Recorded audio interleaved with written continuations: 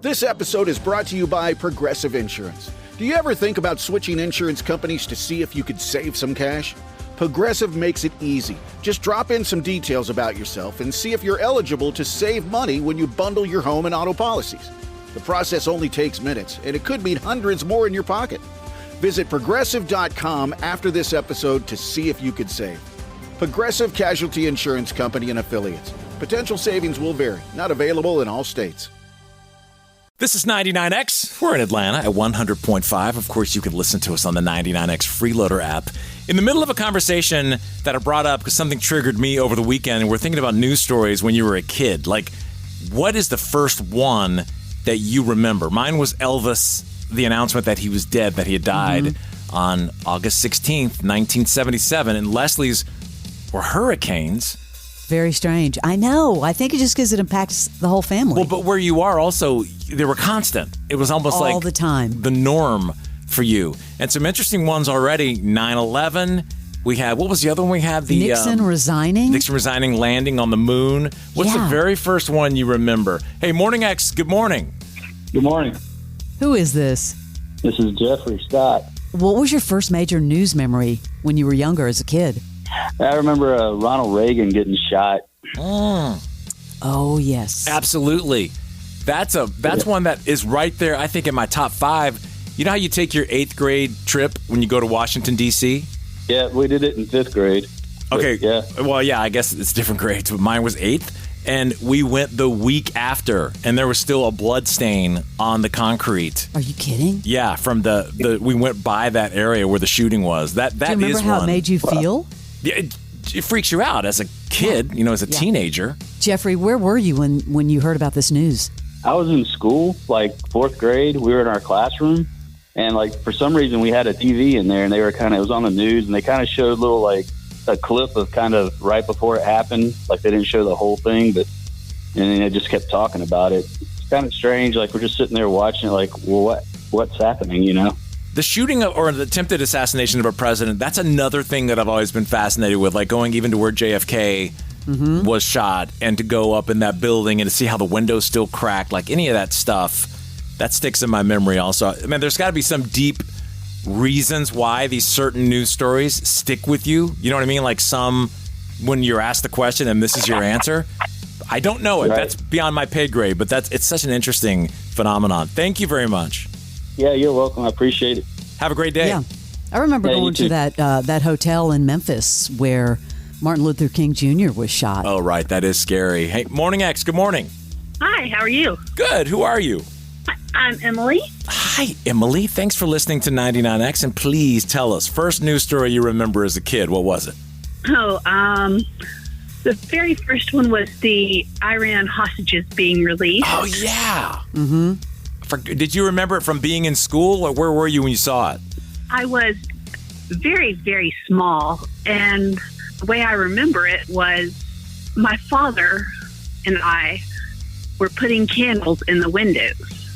There's little light-up candles that you just plugged in, and because that was supposed to be some sign of solidarity. I think I was probably 2 or 3. Oh, wow. He was explaining it to me. And then Walter Cronkite. Yeah, Walter Cronkite. It's hard to say, yeah. Came on and said, they had been released. 1981.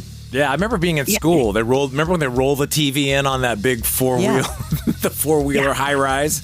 Yeah, I remember them turning it on. 81, I would have been 4. Oh, wow. Hey, appreciate you for sharing that story with us. Thank you so much. Yeah. Thank you. Thank you. Have a good day. You too. We'll see you later. Bye-bye. Man, it's just so weird what memories stick to what. Hey, Morning X, good morning. Hey. Hey, who is this? This is Steve from East Point. Steve. All right, Steve, tell us your first big memory as a kid. Major news story. Major news story. I was about almost 8 years old, and my dad was watching the news because, of course, you don't get to choose what you want to watch when you're that age. Of course. And they broke in about the Jonestown massacre. Oh, yeah, that was all-day coverage, right? It was on a lot. It was like the evening news, but the thing that vividly stuck with me is they showed that film footage where they were flying over, and when I was a kid, I looked at it, it's like, wow, there are all these blankets and towels all over the ground. And then when they got closer and you realized it was the bodies of the people that died, it really sort of startled me. And of course, my dad being a military man, I was like, Dad, what was that? He's like, people following stupid people and they all got killed. And it just, it really sort of shook me up. I was like, wow, I didn't know people would do something like that. So that's probably the most vivid thing as for a small child that I remember when you're not watching the news as a child, your parents are watching the news and you're just in the room. That's almost like a coming of age moment, because at that point you realize, hey, there are bad people. Those were bodies underneath those. You know what I mean? Like it's a time when maybe that's why you remember that one, because it was because your dad, a moment with your dad. Yeah, I mean, he was watching the news. I mean, there's many others to follow that, but that was like the first one I vividly remember. I mean, I was like young. Yeah, I forgot about that one. That's crazy. All right, thank you very much for sharing. Hey, thank you. Appreciate it. See you later. Man, a lot of calls. Morning X, good morning. Good morning. Hi, who is this? This is Mark. Hey, Mark, thanks for listening to us, first of all. Second of all, first news story you remember as a kid. The Iran hostage crisis. Another one, yeah. Oh, yes. Where's your memory take place? Like, where were you?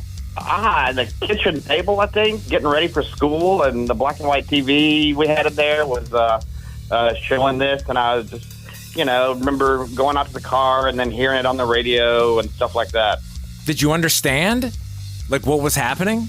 It's hard to say. I don't think so. I didn't have any of the context that I have, later in life. Can you imagine now, Barnes, kids now, like in 20 years, what they're going to remember with all the news stories now? Unbelievable. Or like what? Yeah, because there's so many more places that the news, is coming from. Yeah, I like the way you painted the picture, though, of the black and white TV. Yeah. And I totally remember all of that. You leave it to Beavered me right there. Simple, I felt like I was right in the Beaver's kitchen. Thank you, man. Appreciate it. Thank you so much. You're welcome. Thanks. Have a good day. We'll see you later. Hi, Morning X. Hi, how are you? Hey, who is this? This is Alan. Alan, what's your first major news memory when you were a young kid?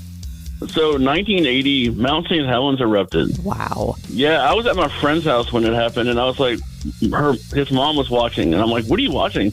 And she says, it was Mount St. Helens just erupted. And when you're young, you don't really know about these things. And it's like, what? I was like 10 years old. Did you ask a bunch of questions? Yeah, I was like, well, so what's going on? I said, well, it just like erupted, and a lot of people got killed and stuff. And I'm like, wow.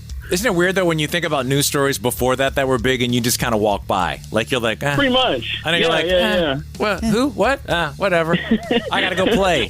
Yeah, it's getting dark. Right, that's what we did. That's funny. Thanks, dude. Appreciate you. Absolutely. Thanks for listening. Yes, sir. Thank you. We'll see you later. Good morning. Who is this? Morning X. Good morning. This is Amber. Hi, Amber. We're talking about your first major news memory as a kid. What's yours? So I think it was second or third grade watching the Challenger explosion in the element. Yeah, it was. So I said it was weird, right? Because we're sitting there, we're a bunch of second and third graders, and all the teachers are super excited because there's a teacher going to space, right? Yes. And we're watching it, and then it exploded. And the teachers start crying, and they don't say anything. It doesn't seem real. Like, because my stepmother was a teacher, so I was also interested like that. And I remember when that thing exploded, it just seemed like, oh, that can't be real. This is a movie. It felt very unreal. And my grandfather used to work at NASA. He used to help build space shuttles and stuff, which I thought was super cool. So that was another interest for me. And I'm like, oh, this is going to be so cool. And then it did that. And I'm like, I mean, obliterated so in seconds. It's so freaking scary. Yes. I can see how that one stuck with you. You were how old, do you think?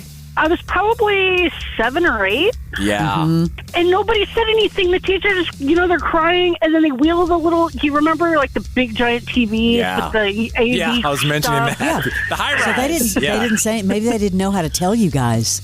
They could have said something, but there was just silence, and then they wheeled it back out, and we went back to class like nothing happened, and all of us are like, What just happened? Yeah, you know whose job that was, by the way, in school?